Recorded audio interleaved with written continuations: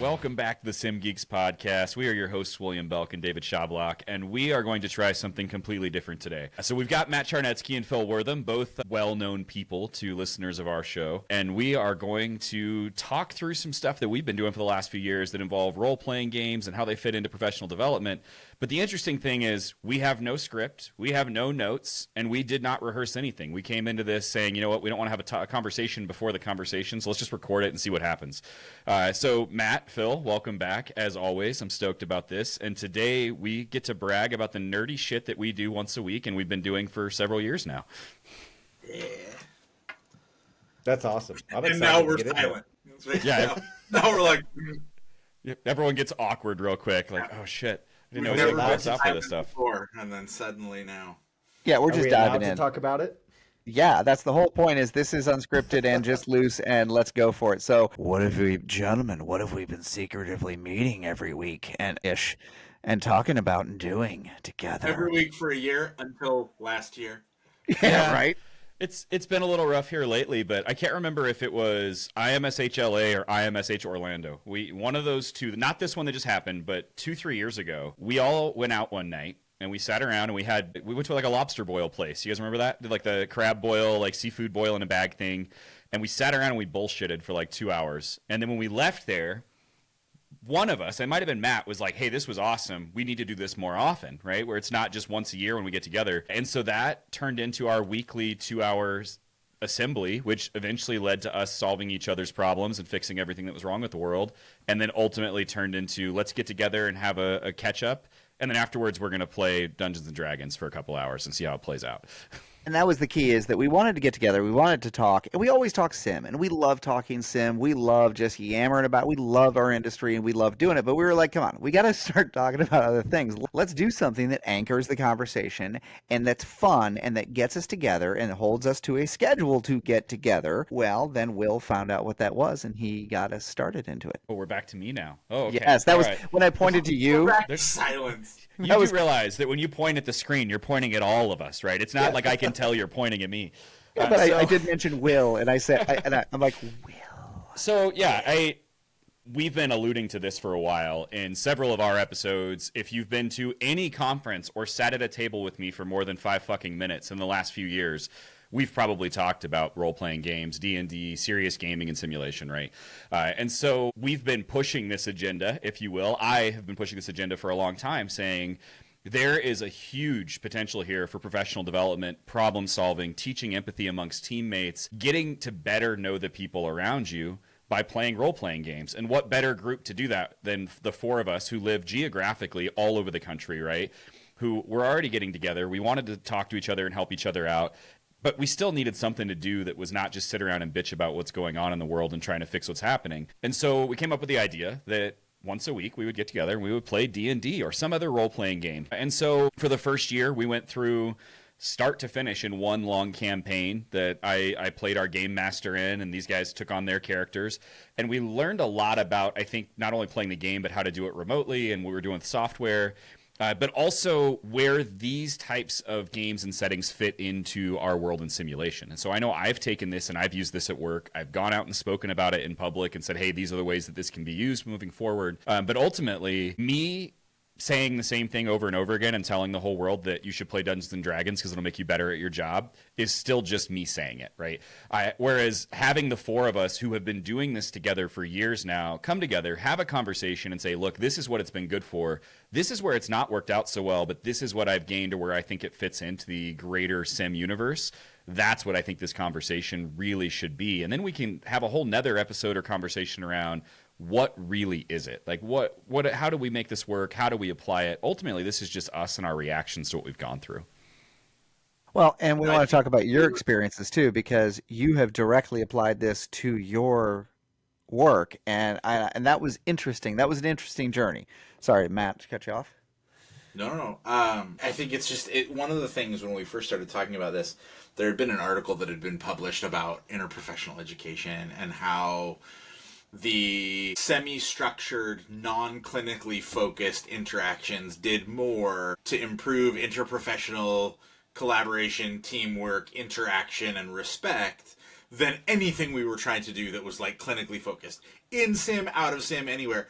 And it was some group, I wish I remembered more about the paper, but I remember them just being like, yeah, we went and we played trivia at a local bar, and everybody left like the next sim that they did, everyone was like much closer, much more respectful of one another, like better to do that. And I think, just speaking of reactions, David, to kind of your point, that we were already friends, particularly in that year that we were so diligent in like every week, 2 hours, not negotiable, mostly.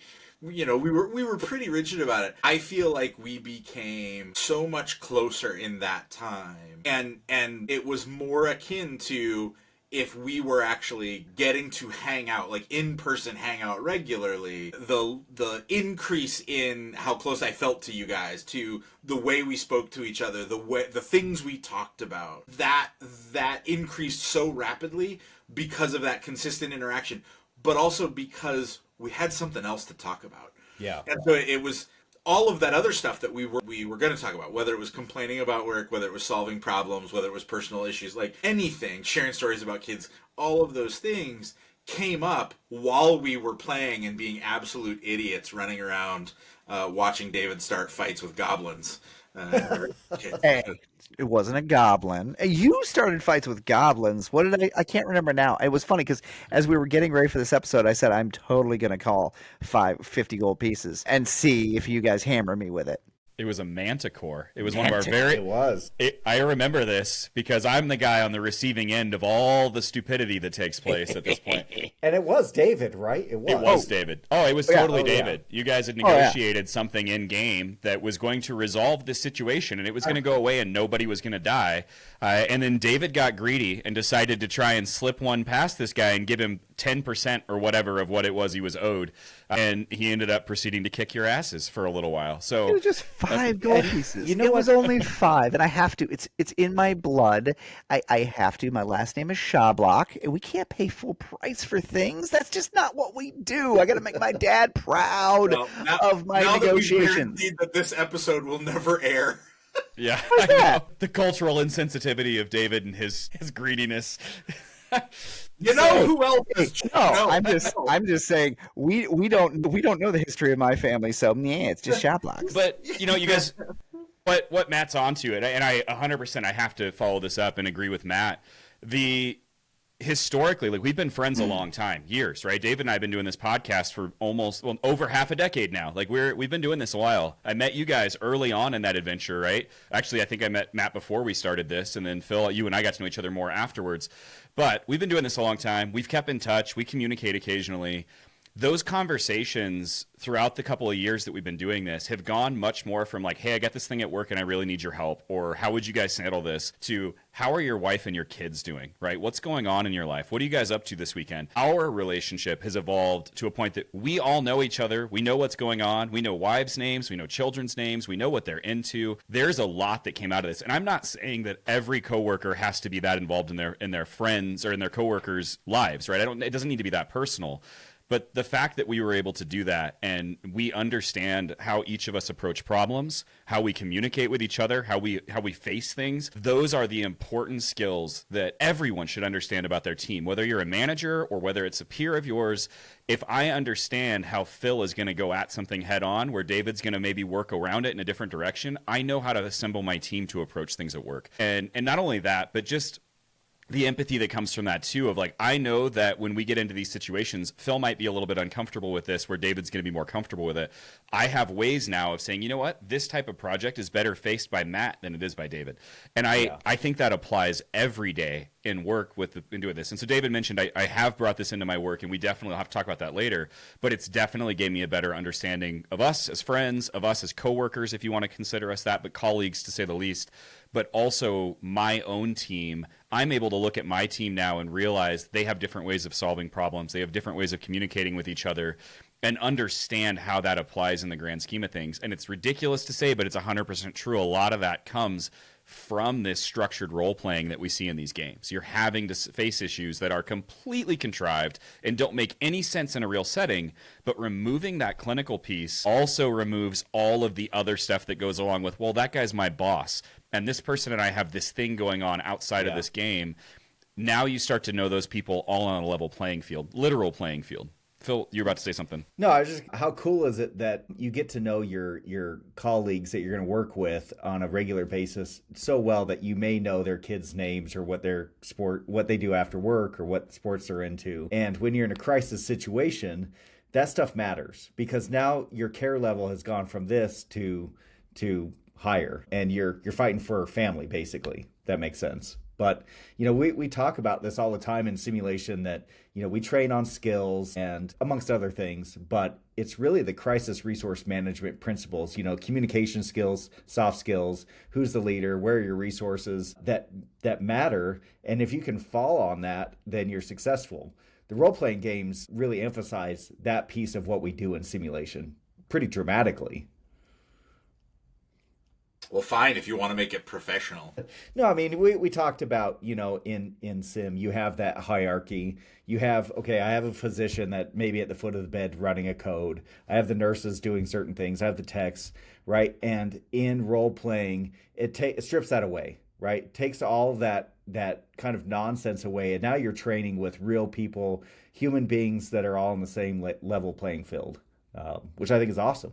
Or at least humanoid, human-ish, or whatever you want to say.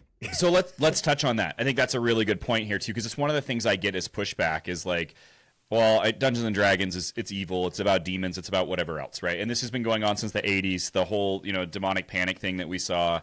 First off, it's all bullshit, right? In fact, the guy who invented D&D, who wrote the original modules, Gary Gygax, was a devout Jehovah's Witness. So it was a devout religious person, right? Matt looks shocked, like he didn't already know that. And so there are elements that some people may be uncomfortable with this. Like maybe somebody doesn't want to be an elf or a dwarf, or they don't want to play in a fantasy setting. And so we talk a lot about Dungeons and Dragons because it's where we're comfortable. It's what we've been doing.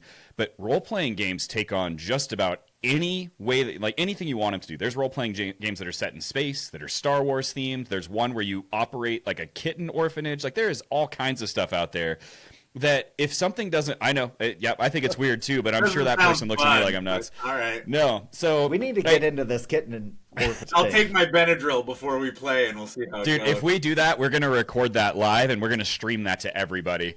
What I want to get to... At one of the conferences, we need to start having a live, large D&D game. Figure out how that works. I don't even know how that would work. We're going to do it. Yeah. It's going to happen. But my point is here, whatever setting you or your team or your friends are comfortable in, there's a game that exists for that. So we talk a lot about Dungeons and Dragons. I'm a big fan of Pathfinder as well, which is like old school D&D, kind of broke off and did its own thing, but it's very similar. But Pathfinder also has Starfinder, which is all space-based. Even Dungeons and Dragons has an entire space element if you go into that campaign setting. And so there is hundreds of role-playing games out there, and some follow the old school rules from the 70s and 80s. In fact, I think there's a game called Old School Essentials, and it's basically that concept of going back to what D&D used to be back in the day. It's now a much easier game to follow. I honestly believe that the current, 5th edition, but they've got this like 5th and a half edition thing we're dealing with now. But 5th edition D&D is quite literally the easiest this game has ever been to pick up. I really think anyone could pick it up and within a couple hours be playing something. You can buy a starter set at Target for $17 that has everything you need for 6 people to get started. And so it may seem daunting, it may seem weird to play in a fantasy setting, but that's the strength of this, right? We absolutely can create a role-playing game scenario that's completely clinical. We could talk about, responding to some kind of mass casualty and role-play through that. But what we're trying to do in this setting is remove people from that clinical, and move on to something else. So going into a fantasy setting or moving into some space or whatever else gives us that ability to take down that hierarchy of, this guy is a higher level than I am, and so I'm going to look to him for all the answers. Or I'm not really allowed to speak here because my boss is over there. Put everyone back on that level playing field. If we have a clinical role-playing game, can I still be a wizard? Absolutely. Right? I think so. I think they're called surgeons. Or at least those ER docs. Come on, ER docs.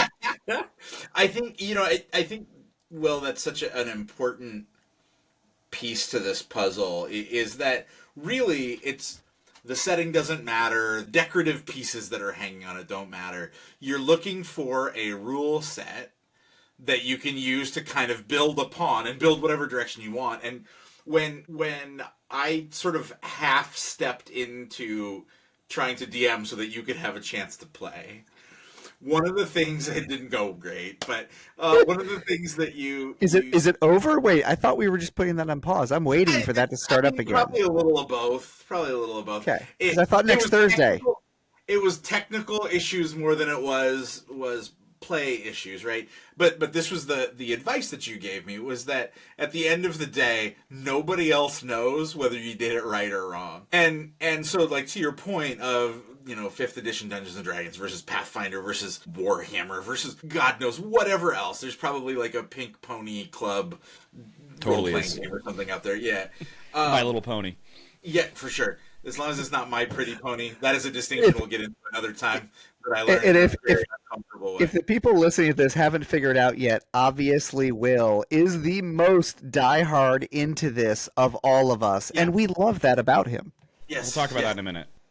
But I think that because of that, then whatever rules you start with, the framework you start with, your house rules get to take over.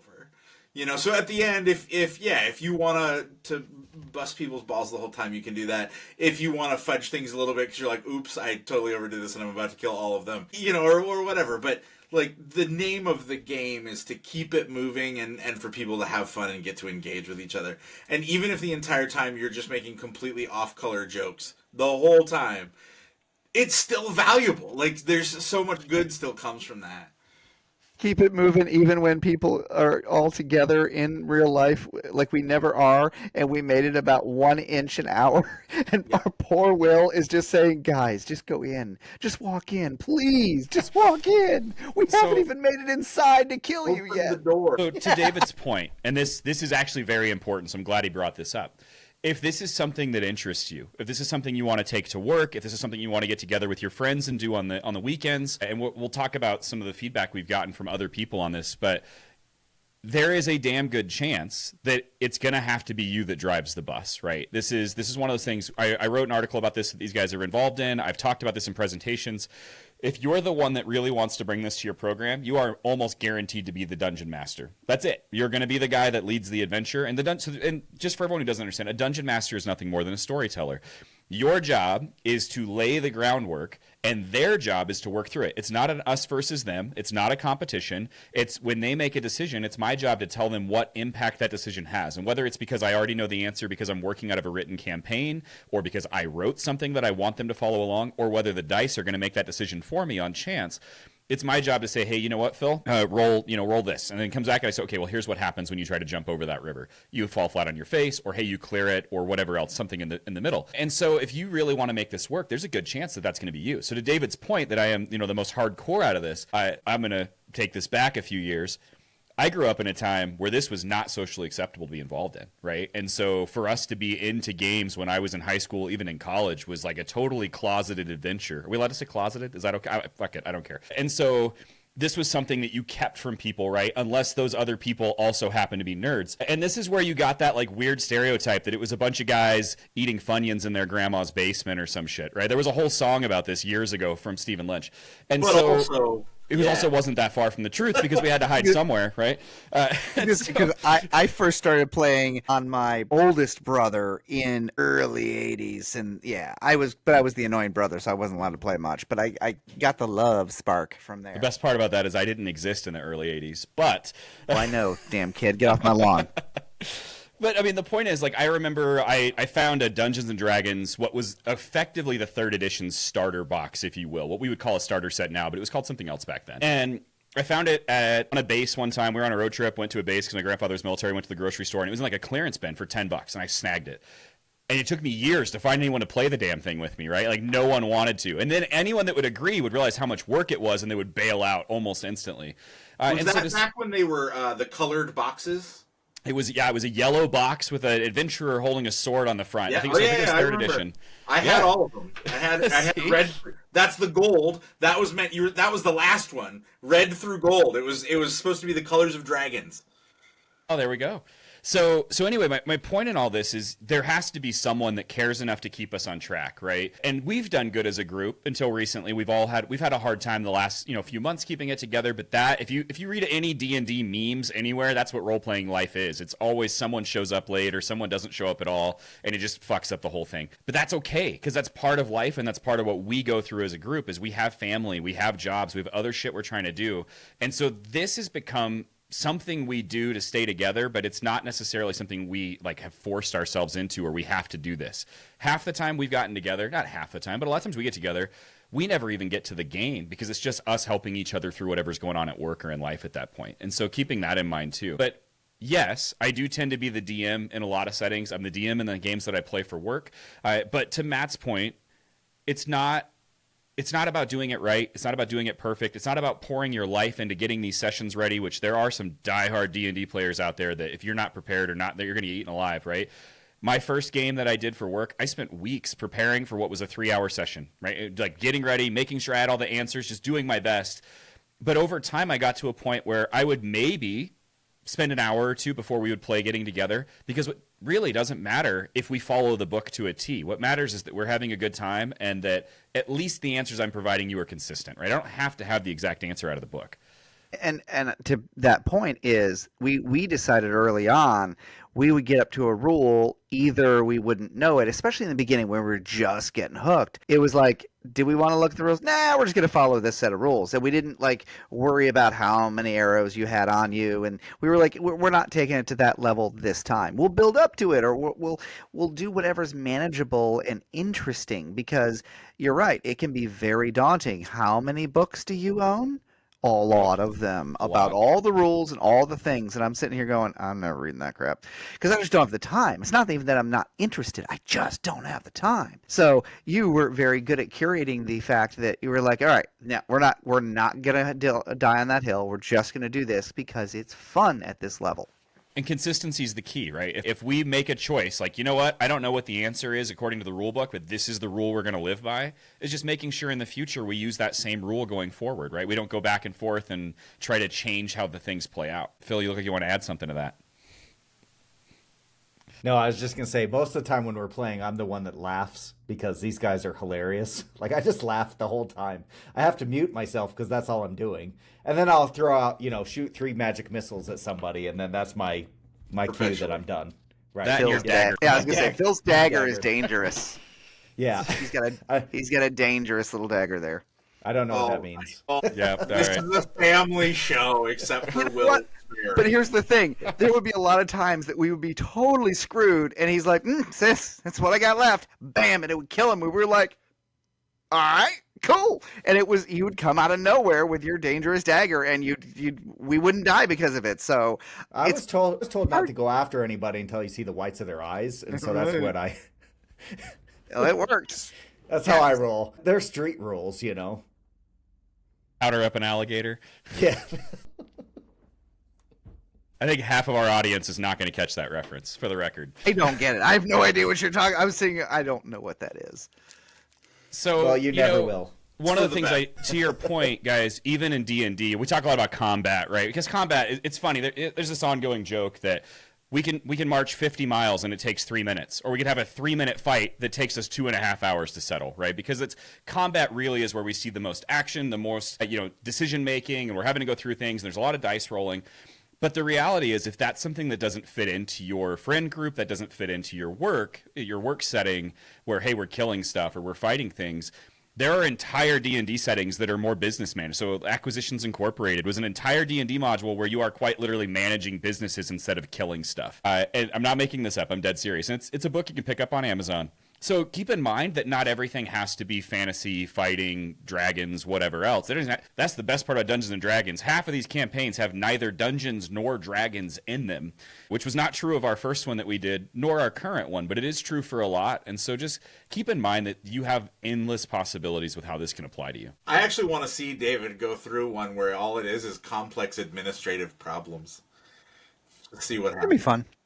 fun. That could be fun, I guess. And then see David in 10 years in some really important meeting and just watch him lean over and just roll his dice to make his decision about what he's going to do. It's not a bad idea, though. It really isn't. Just don't pull out your little dagger when he's doing that. Oh. Perfectly adequate dagger, thank you. HR frowns upon that. We've now alienated 50% of the population. I was just thinking that, whereas we're the story of this is we learned so much about each other and how to deal with each other and how to deal with others doing this. I think our audience has learned way more nerdiness out of us than they ever did out of this episode, and I'm okay with this.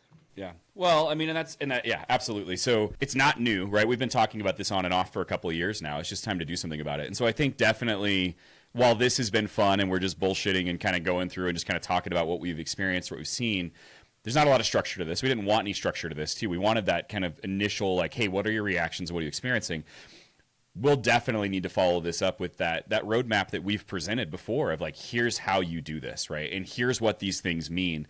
Because I have a feeling we have people that came into this episode with no idea what the hell we were talking about role-playing games, even Dungeons & Dragons. Everyone's heard of it, Still right? don't. Or still don't, because we haven't really discussed a whole lot. But, one of those things is simply saying, this may not work for everybody, but those that are willing to put the effort in, those are willing to find that core group of people, this is a really unique way to approach professional development and training within your team.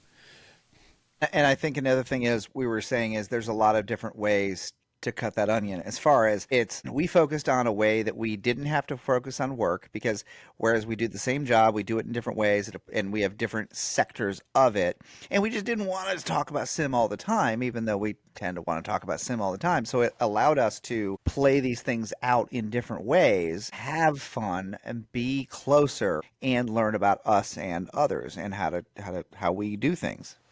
And also, we got such a glimpse into David's life as his children would be chirping from the background the answer to the problem he was trying to solve. Oh my God. Probably my favorite part. Yeah. All the different times that someone would just be like, no, it's simple, just do this. And we'd be like, yeah, of course it is.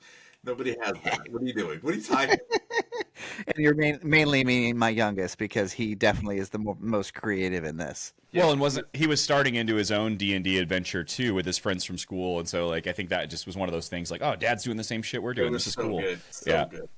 Absolutely. Yeah.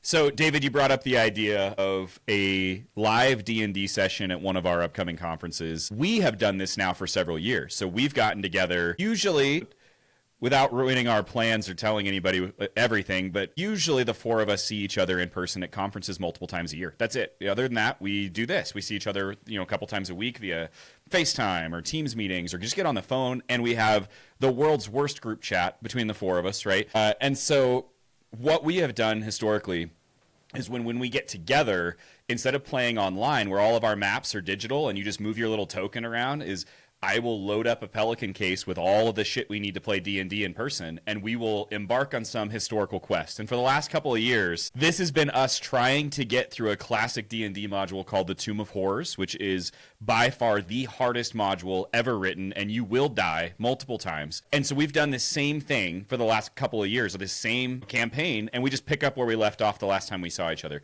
And Sim goes not very far in. I was going to say, Sim goes to Omaha. I think we made it 10 feet. In like 6 hours, and we were all so tired. Yeah, I think we finished at like 11 o'clock at night, and you guys had one actual encounter with something that was alive. And we were all mostly dead. Mostly dead. I was on my third character. Yeah, I had actually killed two. So we had pizza though. That was good. We did have pizza. That was good too. Yeah, didn't we order from like a gas station or some shit? It wasn't Casey's Pizza. It's the there way we to go. go. So way to go. Fast forward to the next time we get together, what we did is we just picked up that same thing exactly where we left off, although I feel like we spent half the night just trying to remember what we had done because it had been a year right at that point. So, to David's point, for the last couple of years, I've been talking about doing this, and we are going to make it happen. Matt, are you going to be at SimGhosts? We'll find a way to be there at least one night. David, you hoping to be in Nashville, right? Because you can drive? I was going to say, this one, I think I got to start saying no to some things, and I'm really bad at that, but I'm definitely going to be at Ops, but I should be at Ghosts. I don't see why not. Phil? I think I will be there. All right. And I have put in to speak, so I have every intention of being there as well. One night. Oh, just let's hear it, Matt. Just a side thing. Two pieces. One, it sounds like many of us are going to be at SimOps, and there's that bar that Phil found in Chicago that's like the Dungeons and Dragons themed bar. Oh, yeah. Is it a bar or is it a donut shop? I think it's all of the above. Yes. You roll And to how figure far out is- what you get. Did not have SimOps on my calendar for this year, but I will definitely look at that. But you know why SimOps is important this year is because we have a keynote speaker that is in this chat. Absolutely. David's And a gonna be fellow. the keynote speaker. Oh, that's right. And we have Yep. a fellow. We had a couple fellows. Yeah. Couple fellows.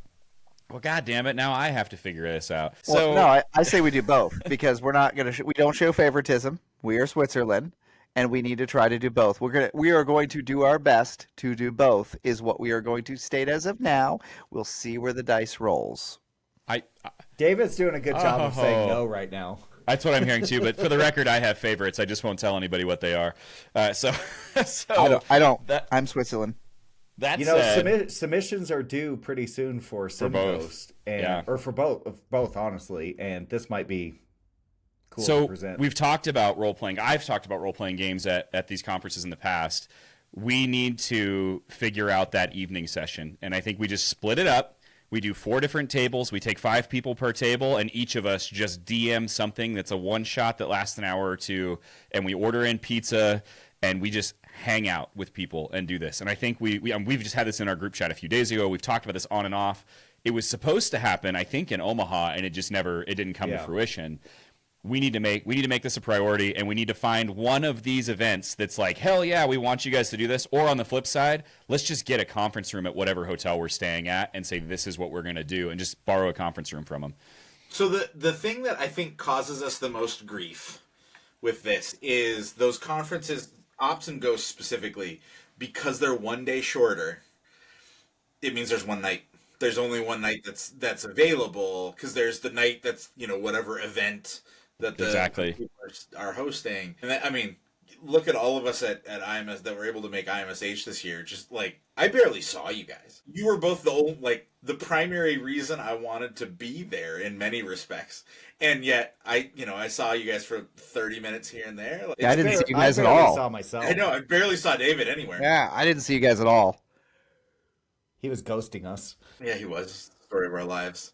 Sim ghosting. But that's what makes it tricky. So, I mean, maybe we even consider the possibility of, whether it's invite only or not, that might be a little too elitist, but make it available of the night before, fly in a day.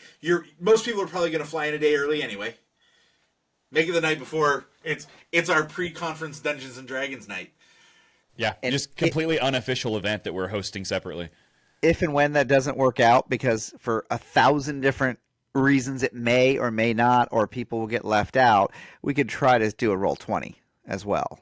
We could try to do an online one. We absolutely could. Be more... It's just hard with a large group. But we absolutely, there's opportunity here. Yeah, that's true. I think the idea of breaking a large group into many small tables is probably the best bet we have at making this successful. But, we have people that have reached out to us before and said, hey, we really want to get involved with this, or I want to try that.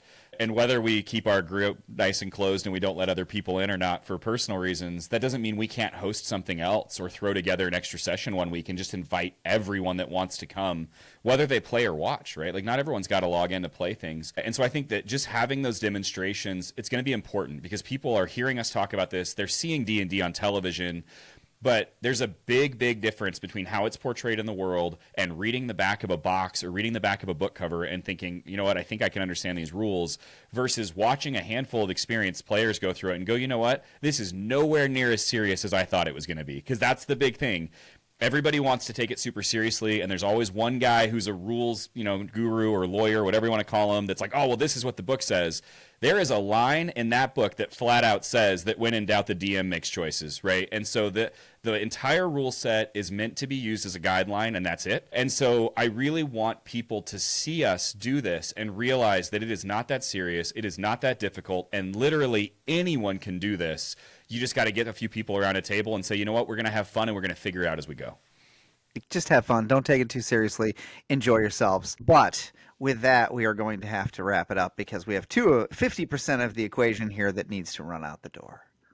That's right. So we're going to follow this up with two things. We, at some point, are going to record one of our sessions and very carefully make sure we edit it so that none of us get fired. And then, on top of that, we are going to get back together and we are going to do that full episode on, hey, you heard us bullshit about this subject.